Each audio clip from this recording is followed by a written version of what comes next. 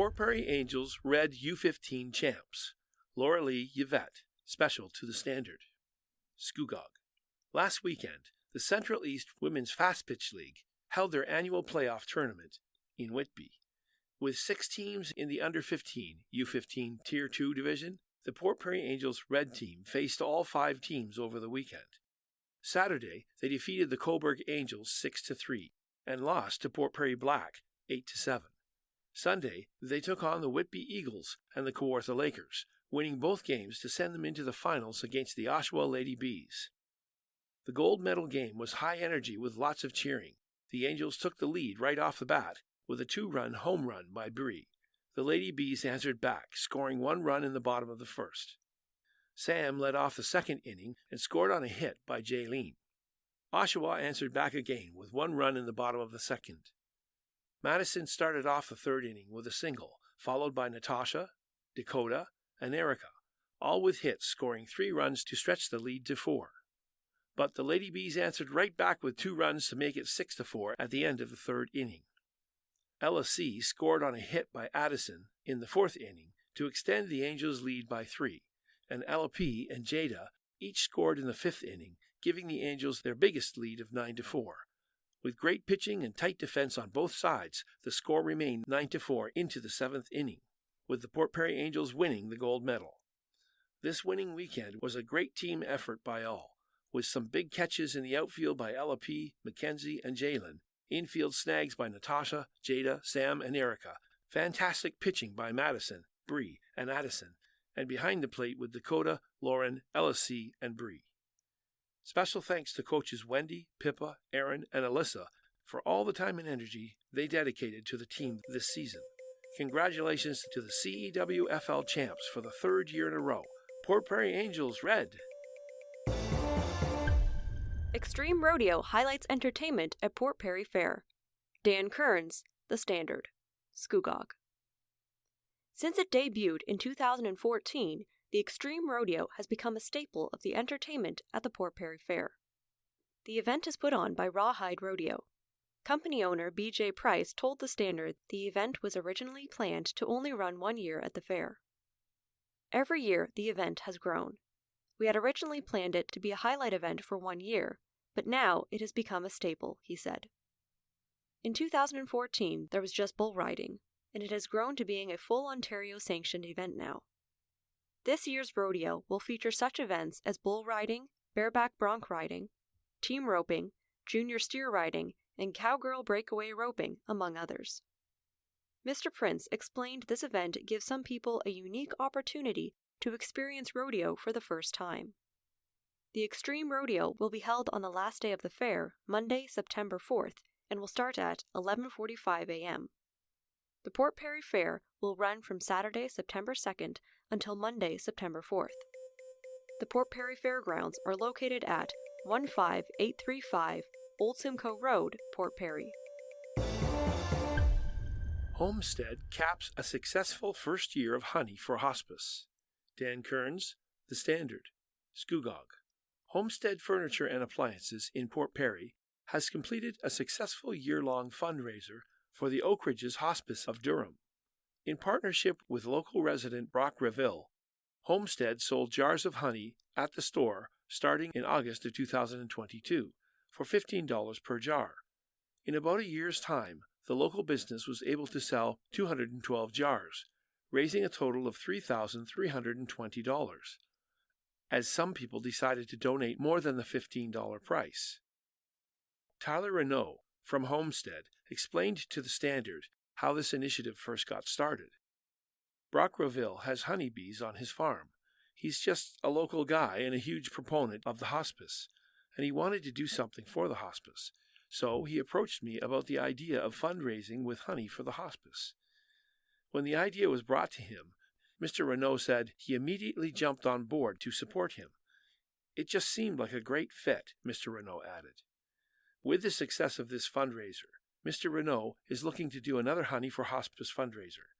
We ran out of honey, and we have people coming in asking, "Where's the honey?" They wanted to buy it and try it again, he said. So Brock and I talked about it and said, let's just keep doing it. It seems to be something people want.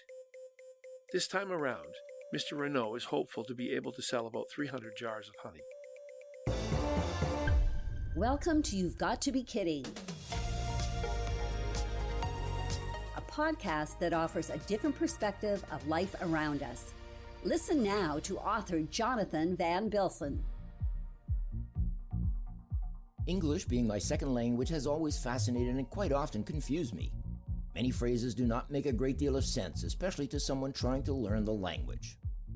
Words like real and real, which sound the same, or words with wasted letters such as ni or nat, certainly confuse the pronunciation.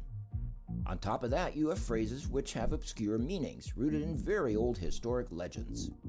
Some strange phrases which took a little getting used to include white elephant, which means something not particularly useful that often has a very high cost of upkeep. Apparently, the phrase originates in the ancient kingdom of Siam, which is modern-day Thailand. The Siamese king would give live white elephants to people he did not like. While seemingly kind, having a white elephant is extremely expensive and difficult to keep, as they eat about 200 kilograms or 440 pounds of food a day. Another strange idiom is close but no cigar. It seems carnival games at fairgrounds used to have cigars as prizes. When someone lost a game by a narrow margin, they'd be close but did not receive a cigar. Has anyone ever given you the cold shoulder? In medieval England, it was customary for the dinner host to give his guests a cold piece of shoulder meat from whatever dish they were eating. This was a polite way of saying, it's time to leave. I always assumed Marvin Gaye first coined the phrase, I heard it through the grapevine, but that's not so. It actually dates back to the time of telegraphs. Many people thought that telegraph wiring resembled grapevine, so when they received a new message, they'd say, I heard it through the grapevine. You can imagine how strange the phrase, pass with flying colors, must sound to people who are not familiar with the English language. The origin of this saying dates back to the 1600s, when warships would fly their colored flags, usually signifying their country, after a victory. If you saw a ship pass with colored flags flying, you could also assume they had just won a battle at sea. Lastly, the phrase to steal someone's thunder, which means to upstage someone, started with John Dennis, a playwright in the early 1700s. He invented a new method for replicating the sound of thunder for his new production. After his play failed and was canceled, Dennis was outraged when he found out his patented thunder sound was being used in a production of Macbeth. Dennis was quoted as saying, "Damn them, they'll not let my play run, but they steal my thunder." If you know of any other unique phrases, send them to me and I'll include them in my next column on this topic. Until then, it'll be our secret. I certainly wouldn't let the cat out of the bag. I'm Jonathan van Bilsen, and this is You've Got to Be Kidding. English Catholic teachers the latest to hold strike vote. Daryl Knight, The Standard. Another group of Ontario educators are moving closer to job action this autumn, as Ontario's Catholic school teachers recently announced they will be holding a strike vote this autumn. On Monday, August 21st, the Ontario English Catholic School Teachers Association, OECTA, announced it would conduct a poll amongst its members in mid-October to consider the option to strike. In a statement regarding this move, the union said it had become necessary to conduct a strike vote to continue progress in negotiations. We have reached a critical moment in the bargaining process, OECTA President Renee Jansen said in a statement. The Ford Conservative government has failed to demonstrate real interest to engage in meaningful discussions about the critical issues facing publicly funded education in Ontario. The English Catholic teachers are the latest union to voice their growing frustration with the bargaining process, which has dragged on for more than a year after teachers worked the 2022 to 2023 school year without a contract. This has set the stage for strike votes to also occur with the Elementary Teachers Federation of Ontario, ETFO, as well as the Ontario Secondary School Teachers Federation, OSSTF, and potential job action during the upcoming school year. OECTA announced it would hold its strike vote on October 18th and 19th. The union represents approximately 45,000 members, including 23,000 elementary teachers, 13,000 secondary teachers, and 9,000 occasional teachers. In their recent announcement, OECTA claimed the Ford government was bargaining in bad faith, citing the implementation of a new language curriculum and new requirements for early reading screenings announced earlier this summer. The controversial move has led to a complaint being filed with the Ontario Labour Relations Board. Meanwhile, the Minister of Education bristled at the accusations, noting the new measures had been developed with feedback from the education sector, including the unions. Education Minister Stephen Lecce released a statement claiming the government has been bargaining in good faith, meeting over 170 times with all education unions. The first day of school for most students in the area is scheduled for Tuesday, September 5th. You've Got to Be Kidding was presented by X4 Media with permission from the Standard Media Group.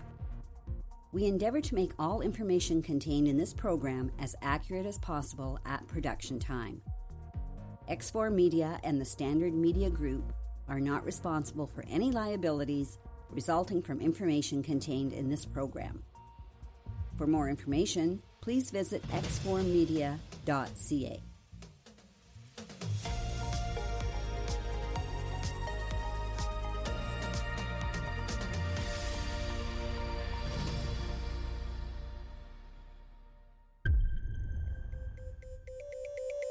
The Standard Podcast was produced by Greenstream Studio for the Standard newspaper.